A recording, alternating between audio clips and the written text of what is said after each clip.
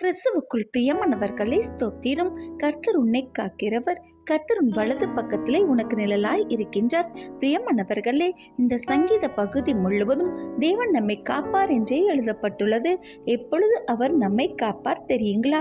நீங்கள் அவரை மனதார அப்பா என்று சொல்லி உரிமை பாராட்டி முழு மனதுடன் வாயை திறந்து அப்பா பிதாவே என்று சொல்லும் பொழுது அவர் உங்களுக்கான அனைத்தையும் நிச்சயம் தருவார். ஜெபம் செய்தால் தான் பாதுகாப்பாரா என்று அநேகர் கேள்வி கேட்பது உண்டு. பதில் எளியதுங்க. உங்க வாயை திறந்து பசிக்கிறது, இது தேவை, எனக்கு இது வேணும் என்று சாதாரண மனிதரிடம் நீங்கள் கேட்கும் பொழுதே பெற்றுக்கொள்கிறீர்கள். இப்படியாகவே படைத்தவரிடம் வாயை திறந்து கேட்கும் போதே அதிக நன்மைகளை பெற்றுக்கொள்கின்றோம். ஏசப்பாவை நம்பி விசுவாசத்தோட ஜெபத்தின் மூலம் கேட்டு பெற்றுக்கொள்ளும் வாழ்வே தேவனுக்குரிய வாழ்வாகுங்க. ஜெபிக்கும் பொழுது வலது பக்கத்து நிழலாய் அவர் இருக்கின்றார். போக்கிலும் வரத்திலும் எல்லா தீங்கிற்கும் உங்கள் ஆத்துமாவை பாதுகாக்கின்றார். ஏசப்பா ஜெபிக்கும் முறையை நமக்கு கற்றுக் கொடுத்திருக்கின்றார். இப்படியாகவே நாம் செயல்படுவோம். தேவன் தாமே உங்களை ஆசீர்வதிப்பாராக. ஆமென்.